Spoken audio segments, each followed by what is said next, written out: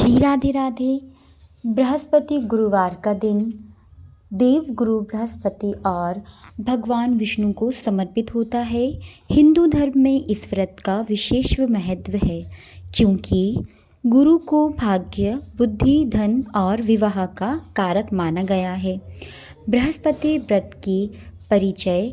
बृहस्पति व्रत न केवल आध्यात्मिक शांति देता है बल्कि जीवन में आ रहे गुरु दोष को भी अत्यंत शांत करता है। मान्यता है कि जो व्यक्ति सच्चे मन से 16 गुरुवार व्रत रखता है उसकी आर्थिक स्थिति में सुधार होता है, विवाह में आ रही बाधाएं दूर होती हैं और घर में सुख संपत्ति वास करती है। आइए इसी के साथ हम प्रारंभ करते हैं बृहस्पति व्रत कथा। प्राचीन काल में भारत में एक राजा राज्य करता था। वह बड़ा ही प्रतापी और दानी था। वह नित्य मंदिर में दर्शन करने जाता था तथा ब्राह्मण और गुरु की सेवा किया करता था। उसके द्वार से कोई भी निराश होकर नहीं लौटता था। वह प्रत्येक गुरुवार को व्रत एवं पूजन किया करता था। वह गरीबों की सहायता करता था, परंतु यह सब बातें उसकी रानी को अच्छी नहीं लगती थीं। ना वो कोई व्रत करता था और ना ही किसी का एक पैसा दान में देती थी तथा राजा से भी यह सब करने के लिए मना किया करती थी।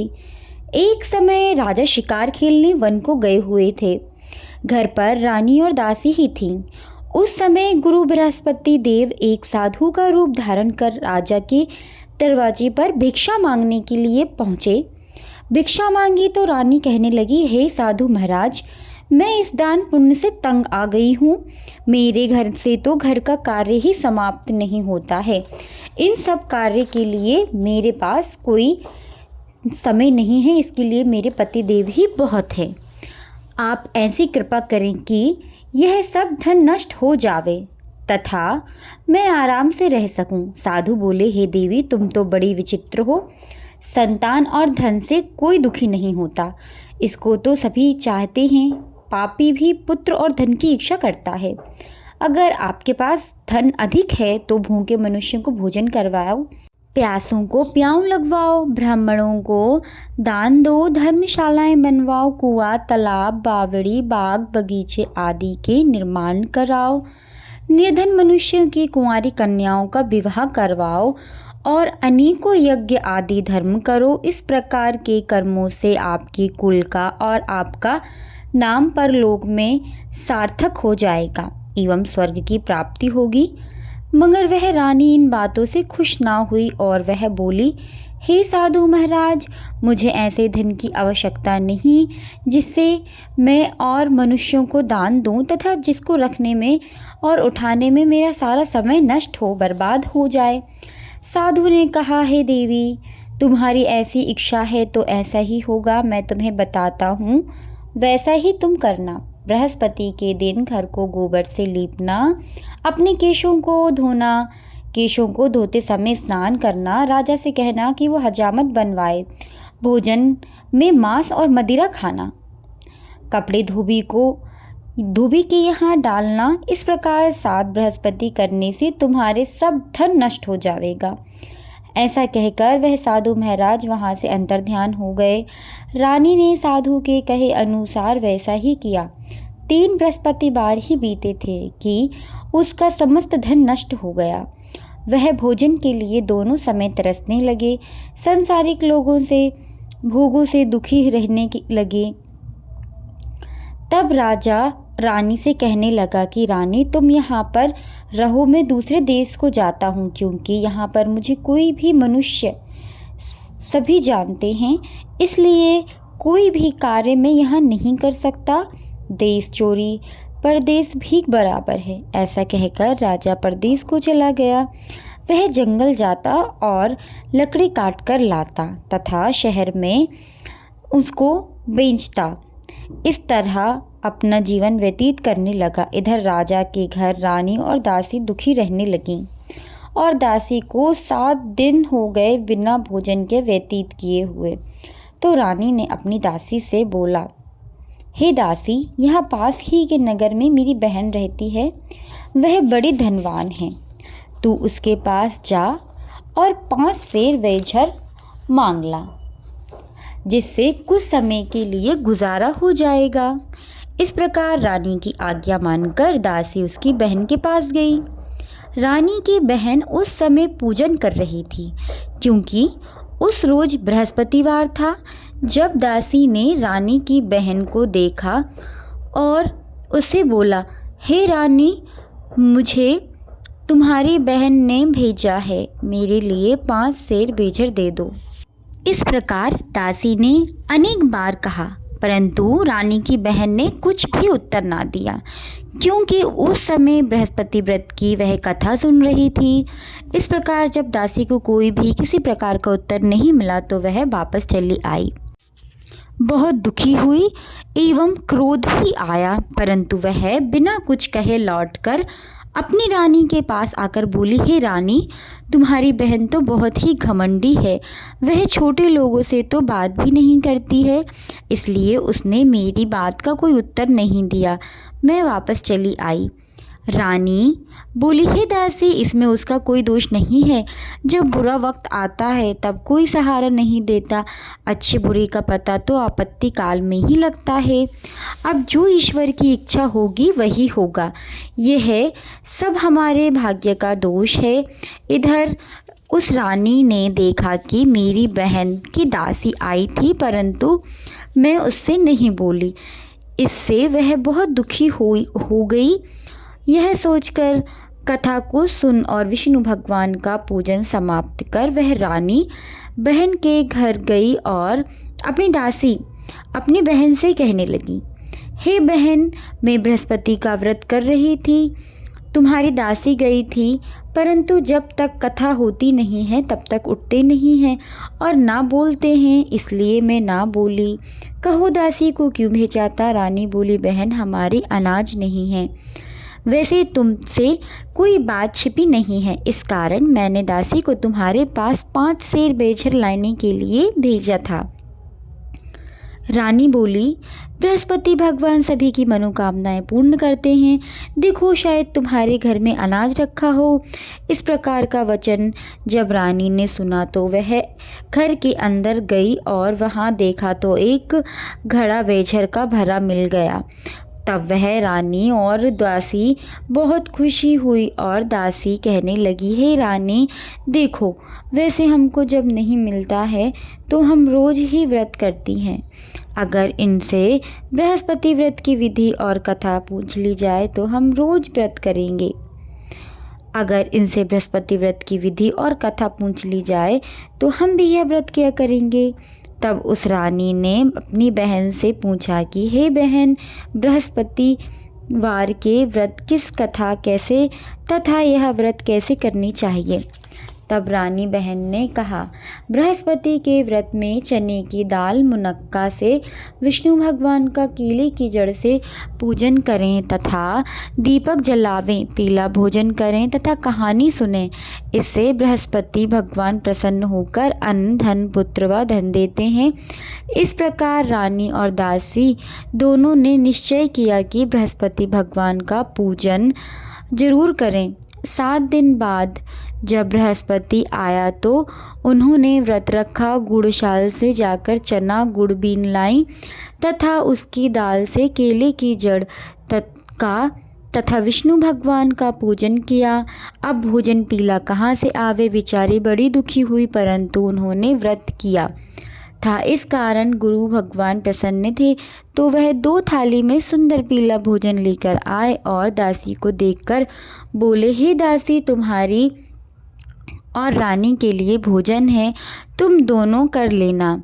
दासी भोजन पाकर बड़ी प्रसन्न हुई और रानी से बोली, चलो रानी, तुम भी भोजन कर लो। रानी ने इस विषय में कुछ पता नहीं था तो इसलिए वह कहने लगी, दासी, तू व्यर्थ ही हमारी हंसी उड़ाती है। रानी को इस विषय में कुछ पता नहीं था, इसलिए वह दासी से बोली, तू ही भोजन कर ले, क्योंकि तू हमारी व्यर्थ में हंसी उड़ाती है। दासी ने कहा, एक महात्मा हम दोनों को 2 थाली में भोजन दे गए हैं, इसलिए हम दोनों, तुम और हम दोनों साथ साथ ही भोजन करेंगे। इस प्रकार रानी दासी दोनों ने गुरु भगवान को नमस्कार कर भोजन प्रारंभ कर दिया। तथा अब वह प्रत्येक बृहस्पतिवार को गुरु भगवान का व्रत और विष्णु भगवान की पूजा करने लगी। बृहस्पति भगवान की कृपा से फिर से रानी और दासी के पास धन हो गया। रानी उसी प्रकार आलस्य करने लगी। तब दासी बोली, रानी तुम पहले जैसी ही इस प्रकार आलस कर रही थी। तुम्हें धन रखने में कष्ट होता था, इस कारण सभी धन नष्ट हो गया तुम्हारा। अब गुरु भगवान की कृपा से हमें यह धन प्राप्त हुआ है, तो फिर तुम्हें आलस्य हो रहा है। बड़ी मुसीबतों के बाद हमने यह धन प्राप्त किया है, इसलिए हमें दान पुण्य करना चाहिए, भूखों मनुष्यों को भोजन करवाना चाहिए, प्यासे को प्याऊ लगवाना चाहिए, ब्राह्मणों को दान देना चाहिए, कुआं तालाब बावड़ी आदि का निर्माण करवाओ, मंदिर पाठशाला बनवाकर दान दो, कुंवारी कन्याओं के विवाह करवाओ, धन को शुभ कार्यों में खर्च करो, जिससे तुम्हारे कुल का यश बढ़े तथा तुम्हें स्वर्ग की प्राप्ति हो। तब रानी ने इसी प्रकार कर्म करने प्रारंभ किए तो उनका यश फैलने लगा। एक दिन रानी और दासी विचार करने लगे, न जाने राजा किस प्रकार होंगे, उनकी कोई खबर नहीं आई। तब गुरु भगवान से उन्होंने प्रार्थना की। भगवान ने रात्रि में राजा को स्वप्न में कहा, हे राजा उठ, तेरी रानी तुझे याद कर रही है, अपने देश को जाओ। राजा प्रातःकाल उठा और विचार करने लगा कि स्त्री जाति तो खाने और पहनने की संगिनी होती है, परंतु भगवान की आज्ञा मानकर वह अपने नगर के लिए चलने को तैयार हुआ। इससे पूर्व जब राजा परदेश चला गया तो परदेश में दुखी रहने लगा। प्रतिदिन जंगल में से लकड़ी बीनकर लाता और उन्हें शहर में बेचकर अपने दुखी जीवन को बड़ी कठिनाइयों से व्यतीत करता था। एक दिन राजा दुखी होकर अपनी पुरानी बातों को याद करने के रोने लगा। तब उस जंगल में से बृहस्पति देव एक साधु का रूप धारण करके आए और राजा के पास आकर बोले, हे लकड़हारे, तुम इस सुनसान जंगल में किस चिंता में बैठे हो, मुझे बतलाओ। यह सुन राजा के नेत्रों में जल भर आया और साधु की वंदना कर बोले, हे प्रभु, आप सब कुछ जानने वाले हो। इतना कहा साधु को अपनी संपूर्ण कहानी बतला दी। साधु रूपी भगवान बोले, हे राजन, तुम्हारी स्त्री ने बृहस्पति व्रत का अपमान किया था, जिस कारण उसे यह श्राप और यह दशा हुई है। अब तुम किसी प्रकार की चिंता मत करो, भगवान तुम्हें पहले से अधिक धनवान करेंगे। देखो, तुम्हारी स्त्री ने गुरुवार का व्रत प्रारंभ कर दिया है और तुम मेरा कहना मानकर बृहस्पति का व्रत करके चने की दाल गुड़ जल के लोटे में डालकर केले का पूजन करो, फिर कथा सुनो, भगवान तुम्हारी सभी मनोकामनाएं पूर्ण करेगा। साधु को प्रसन्न देखकर राजा बोले, हे प्रभु, मुझे लकड़ी बेचकर इतना पैसा नहीं मिलता जिससे मैं भोजन करने के उपरांत कुछ भी बचा सकूं। मैंने रात्रि में अपनी रानी को व्याकुल देखा, मेरे पास कुछ भी नहीं जिससे मैं उसकी खबर मांग सकूं, और फिर कौन सी कहानी कहूँ, यह मुझे कुछ भी मालूम नहीं। साधु ने कहा, हे राजन, तुम किसी बात की चिंता मत करो, बृहस्पतिवार के दिन तुम रोजाने की तरह लकड़ियाँ लेकर शहर को जाओ, तुमको रोज से दुगना धन प्राप्त होगा, जिससे तुम भली भांति भोजन कर लोगे तथा बृहस्पति देव की पूजा का सामान भी ले जाओगे। और बृहस्पति की कहानी इस प्रकार है। बृहस्पति देव की कथा। प्राचीन काल में एक ब्राह्मण रहता था। वह बहुत निर्धन था, उसकी कोई संतान नहीं थी। उसकी स्त्री बहुत मलिनता के साथ रहती थी। वह ना स्नान करता, ना किसी देवता का पूजन करती। प्रातःकाल उठते ही सर्वप्रथम भोजन करती, बाद में कोई अन्य कार्य करती थी। इससे ब्राह्मण देवता बड़े दुखी थे। बेचारे बहुत कुछ कहते थे, किंतु उसका कोई परिणाम न निकलता।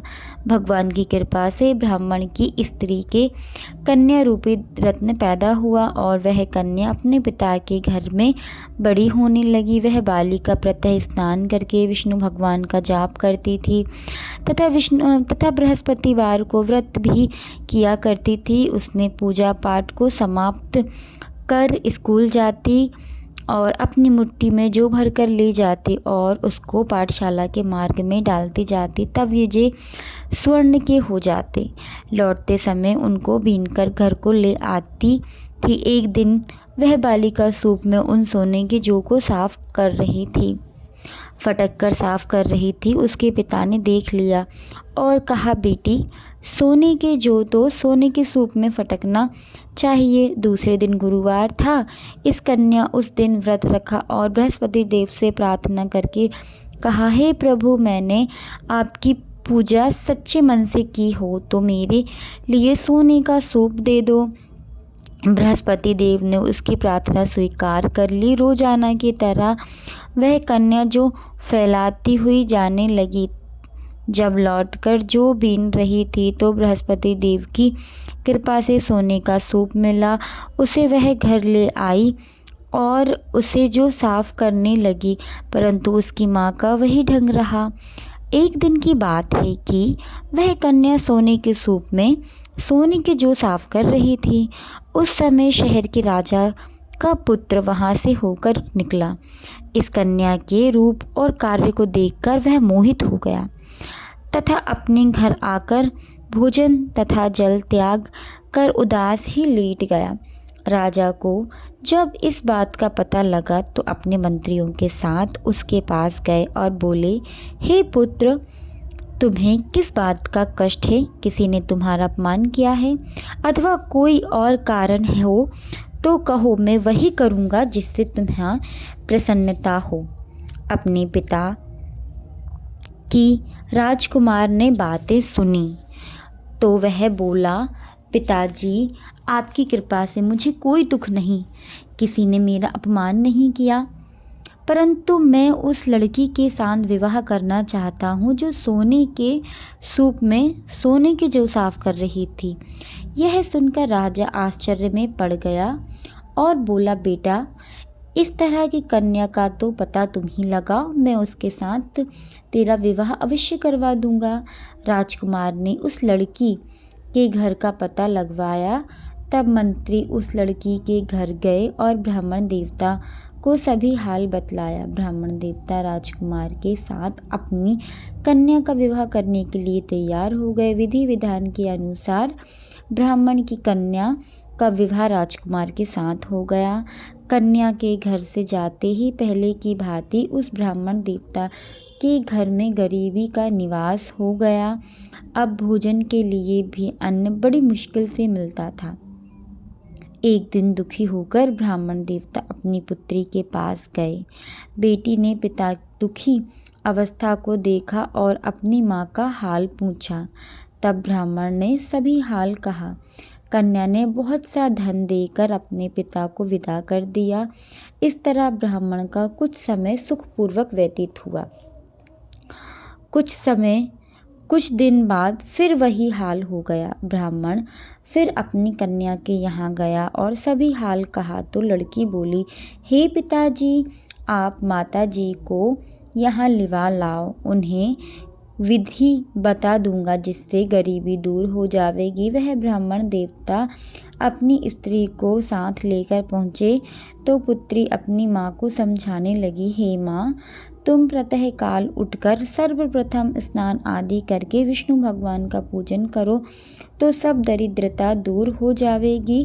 परंतु उसकी माँ ने एक भी बात नहीं मानी। वह प्रातः काल उठकर पुत्रों की बच्चे की झूठी खाने लगी।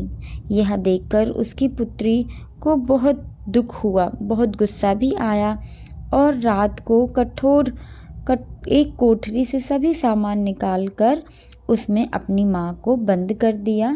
प्रातः काल उसमें से निकाला और स्नान आदि करवा के पाठ करवाया तो उसकी माँ की बुद्धि ठीक हो गई और वह फिर से प्रत्येक बृहस्पतिवार व्रत रखने लगी। इस व्रत के प्रभाव से उसकी माँ भी बहुत धन्यवान और पुत्रवधू हो गई। वह बृहस्पति जी के प्रभाव से स्वर्ग को प्राप्त हुई तथा वह ब्राह्मण भी सुखपूर्वक इस लोक को भोग कर स्वर्ग को प्राप्त हुआ। इस तरह कहानी कहकर साधु देवता वहाँ से लुप्त हो गए और धीरे धीरे समय बीतने लगा। फिर वही बृहस्पतिवार का दिन आया। राजा जंगल से लकड़ी काटकर किसी शहर में बेचने गया। उसे उस दिन हर दिन से अधिक पैसा मिला। राजा ने चना गुड़ आदि लाकर बृहस्पतिवार का व्रत रखा। उस दिन से उसके सभी दुख दूर हो गए। परंतु जब दोबारा बृहस्पति व्रत दिन आया तो वह बृहस्पतिवार का व्रत करना भूल गया। इसी कारण बृहस्पतिवार भगवान नाराज हो गए। उस दिन उस नगर के राजा ने विशाल यज्ञ का आयोजन किया था तथा शहर में यह घोषणा करा दी कि कोई भी मनुष्य अपने घर भोजन ना बनाए ना आग जलाए। समस्त प्रजा मेरे यहाँ भोजन करने आए। इस आज्ञा को जो ना मानेगा उसके लिए फांसी की सज़ा दी जाएगी। इस तरह की घोषणा संपूर्ण नगर में करा दी गई। राजा की आज्ञा अनुसार शहर के सभी लोग भोजन करने गए, लेकिन लकड़हारा कुछ देर से पहुंचा, इसलिए राजा उसको अपने घर पर लिवा ले आए। जब वह उसे घर पर भोजन करा रहे थे तो रानी की दृष्टि उस खूंटी पर पड़ी जिस पर उसका हार लटका हुआ था। वह वहाँ से दिखाई नहीं दिया। रानी ने निश्चय किया कि मेरा हार इस मनुष्य ने ही चुराया है। उसी समय सैनिकों को बुलाकर उसने उसको जेल खाने में डलवा दिया। जब राजा जेल खाने में पड़ गया और बहुत दुखी होकर विचार करने लगा कि ना जाने कौन से पूर्व जन्म के कर्म से मेरे लिए यह दुख प्राप्त हुआ है, वह उसी साधु की याद करने लगा जो कि जंगल में मिला था। उसी समय तत्काल बृहस्पति देव साधु के रूप में प्रकट हुए और उसकी दशा को देखकर कहने लगे, अरे मूर्ख, तूने बृहस्पति देवता की कथा नहीं करी, इस कारण तेरे को यह दुख प्राप्त हुआ है। अब तू चिंता मत कर। बृहस्पति के दिन जेल खाने के दरवाजे पर कुछ रुपए पड़े मिलेंगे, उनसे तू बृहस्पति देव की पूजा करना, तेरे सभी कष्ट दूर हो जाएंगे। बृहस्पति के रोज उसे रुपए पड़े मिले। राजा ने कथा कही। उसी रात्रि को बृहस्पति देव ने उस नगर के राजा को स्वप्न में कहा, हे राजन, तुमने जिस आदमी को जेल खाने में बंद किया है उसे छोड़ दो, वह निर्दोष है, वह राजा है, उसे छोड़ देना। रानी का हार उसी खूंटी पर लटका हुआ मिलेगा। अगर तू ऐसा नहीं करेगा तो मैं तेरा समस्त धन नष्ट कर दूंगा, राज्य नष्ट कर दूंगा। इस तरह के रात्रि स्वप्न को देख राजा प्रातः काल उठा और खूंटी पर हार देखकर लकड़हारे को बुलाया, क्षमा मांगी और राजा के योग्य सुंदर वस्त्र को उसे पहनाकर और उसे आभूषणों देकर विदा किया। साधु की आज्ञा अनुसार राजा अपने नगर को चल दिया। राजा जब नगर के निकट पहुंचा तो उसे बड़ा आश्चर्य हुआ। नगर में पहले से अधिक बाग थे, तालाब थे, कुएं तथा बहुत सी धर्मशालाएं, मंदिर बन गई थीं। राजा ने पूछा कि यह सब किसका है? बाग, धर्मशालाएं? तब नगर के लोग कहने लगे, यह सब रानी का है। राजा को आश्चर्य हुआ और गुस्सा भी आया। जब रानी ने यह खबर सुनी कि राजा आ रहे हैं तो उसने दासी से कहा कि हे दासी, देख, राजा हमको कितनी बुरी हालत में छोड़कर गए थे। अब वह हमारी ऐसी हालत देखकर कहीं लौट न जाए, इसलिए तू दरवाजे पर ही खड़ी हो जाना। रानी की आज्ञा अनुसार दासी दरवाजे पर खड़ी हो गई। राजा आए और उन्हें अपने साथ लिवा लाईं। तब राजा ने क्रोध करके अपनी तलवार निकाली और पूछने लगी, यह बताओ कि यह धन तुम्हें कैसे प्राप्त हुआ?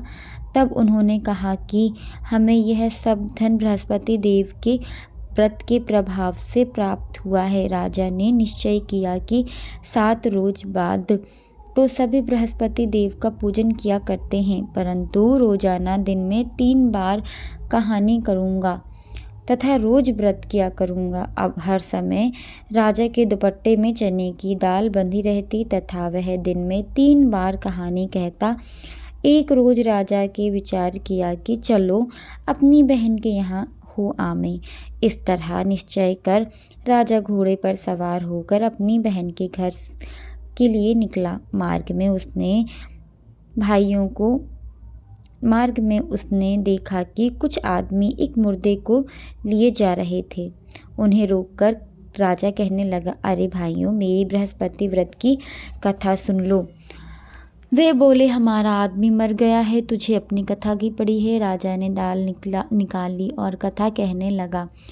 जब कथा आधी हुई तो मुर्दा हिलने लगा। जब कथा समाप्त हो गई तो वह राम राम करके वह खड़ा हो गया।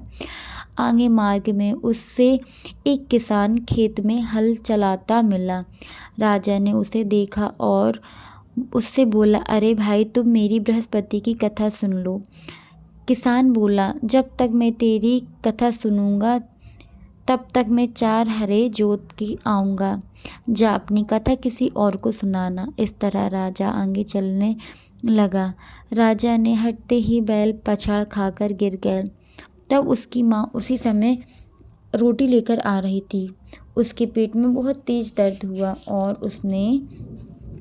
उसी समय उसकी माँ रोटी लेकर आई थी। उसने जब यह सब देखा, अपने पुत्र से सब हाल पूछा तो वह बेटे ने सभी हाल कह दिया। तो बुढ़िया दौड़ी दौड़ी उस घोड़सवार राजा के पास गई और उससे बोली, हे राजन, मैं तेरी कथा सुनूंगी, तू अपनी कथा मेरे खेत पर चलकर कहना। राजा ने बुढ़िया माँ के खेत पर जाकर कथा कही, जिससे सुनते ही उसके बैल खड़े हो गए तथा किसान के पेट का दर्द भी बंद हो गया। राजा अपनी बहन के घर पहुंच गया। बहन ने भाई की खूब खातिरदारी और मेहमानी की। दूसरे रोज प्रातः काल राजा जागा तो उसने देखा कि यहाँ पर तो सब भोजन कर रहे हैं। राजा ने अपनी बहन से कहा कि बहन, यहाँ ऐसा कोई व्यक्ति या मनुष्य नहीं जिसने भोजन नहीं किया हो, वह बृहस्पति की कथा सुन ले। बहन बोली, भैया, यह देश ऐसा ही है, पहले यहाँ भोजन करते हैं और बाद में अन्य काम। अगर कोई पड़ोस में हो तो मैं देख आऊँ। वह ऐसा कहकर चली गई, परंतु उसे कोई व्यक्ति नहीं मिला जिसने भोजन ना किया हो। अतः वह एक कुम्हार के घर गई जिसकी लड़का बीमार था। उसे मालूम हुआ कि उनके यहाँ 3 रोज से किसी ने भोजन नहीं किया। रानी ने अपनी भाई की कथा सुनने के लिए कुम्हार से कहा। वह तैयार हो गया। राजा ने उनसे यह जाकर बृहस्पति की व्रत कही, जिसको सुनकर उसका लड़का ठीक हो गया। अब तो राजा की प्रशंसा होने लगी। एक रोज राजा ने अपनी बहन से कहा कि हे बहन, हम अपने घर को जावेंगे, तुम भी तैयार हो जाओ।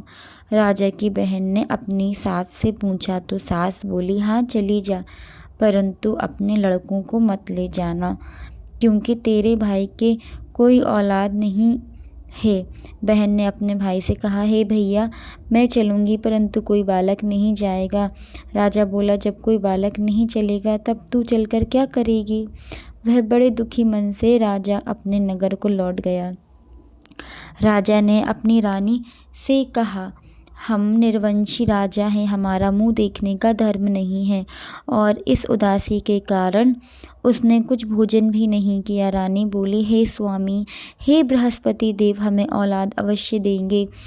उसी रात को बृहस्पति देव ने राजा के स्वप्न में कहा, हे राजा, उठ, सोच त्याग, तेरी रानी गर्भ से है। 9वें महीने में उसको सुंदर गर्भ से एक सुंदर पुत्र प्राप्त हुआ। तब राजा बोला, हे रानी, स्त्री बिना भोजन के रह सकती है, परंतु बिन बात कहे नहीं रह सकती है।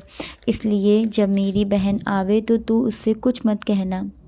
जब राजा की बहन ने यह शुभ समाचार सुना तो वह बड़ी खुशी हुई और बधाई लेकर अपने भाई के घर आई। तभी रानी ने कहा, घोड़ा चढ़ी तो नहीं आई, गधा चढ़ी आई। राजा की बहन बोली, भाभी, मैं इस प्रकार ना कहती तो तुम्हें संतान कैसे मिलती। बृहस्पति देव ऐसे ही हैं, जैसे जिसकी मन कामनाएं होती हैं वैसे ही सभी को पूर्ण करते हैं। जो सद्भावना और पूर्व कथा पाठ पढ़ता है, इसे सुनता है और दूसरों को सुनाता है, बृहस्पति देव उसकी सभी मनोकामनाएं पूर्ण करते हैं तथा उसकी सदैव रक्षा करते हैं। संसार में जो मनुष्य सद्भावना से गुरु भगवान का पूजन व्रत सच्चे हृदय से करते हैं, उसकी सभी प्रकार की मनोकामनाएं पूर्ण होती हैं। जैसे सच्ची भावना से राजा और रानी ने यह व्रत रखा, उनकी हर कथा का गुणगान किया, उनकी सभी इच्छाएं पूरी हुई, बृहस्पति देव जी ने पूर्ण की। इसलिए हम सबको कथा सुनने के बाद प्रसाद लेकर जाना चाहिए। हृदय में उसका मनन करते हुए जयकारा बोलना चाहिए। बोलो बृहस्पति देव की जय, विष्णु भगवान की जय। बृहस्पति जी की आरती। ओम जय बृहस्पति देवा, ओम जय बृहस्पति देवा। छिन छिन भोग लगाऊं, छिन छिन भोग लगाऊं, कदली फल मेवा। ओम जय बृहस्पति देवा, तुम पूर्ण परमात्मा, तुम अंतर्यामी, स्वामी तुम अंतर्यामी। जगत पिता जगदीश्वर, जगत पिता जगदीश्वर, तुम सबके स्वामी। ओम जय जगदीश हरे। चरणामृत निज निर्मल, सब पातक हरता, स्वामी सब पातक हरता। सकल मनोरथ दायक, सकल मनोरथ दायक, कृपा करो भरता। ओम जय बृहस्पति देवा, तन मन धन अर्पण कर, जो शरण पड़े, स्वामी जो शरण पड़े। प्रभु प्रकट तब हो कर, प्रभु प्रकट तब हो कर, आकर द्वार खड़े। ओम जय बृहस्पति देवा, दीन दयाल दयानिधि, भक्तन हितकारी, स्वामी भक्तन हितकारी। पाप दोष सब हरता, पाप दोष सब हरता, भवबंधन हारी। ओम जय बृहस्पति देवा, सकल मनोरथ दायक, शब संचय तारो, स्वामी शब संचय तारो। विषय विकार मिटाओ, संतन सुखकारी। ओम जय बृहस्पति देवा, जो कोई बृहस्पति की आरती प्रेम सहित गावे, स्वामी प्रेम सहित गावे। जेठानंद आनंद कर, सो निश्चित पावे। ओम जय बृहस्पति देवा, ओम जय बृहस्पति देवा। सभी मिलकर बोलें विष्णु भगवान की जय। बोलो बृहस्पति देव की जय जय। प्रिय मित्रों, अगर आपको मेरी वीडियो पसंद आई हो तो प्लीज़ इस ज्ञानवर्धक वीडियो को अपने दोस्तों, अपने मित्रों के साथ ज़रूर साझा करें, शेयर करें। और आपको मेरी वीडियो पसंद आई हो तो वीडियो को लाइक करें, चैनल को सब्सक्राइब करें, ताकि हर वीडियो आप तक सबसे पहले पहुंच पाए। इसी के साथ बृहस्पतिवार की ढेरों शुभकामनाएं। मिलते हैं नेक्स्ट वीडियो में नई कथा के साथ। तब तक के लिए जय श्री राधे राधे।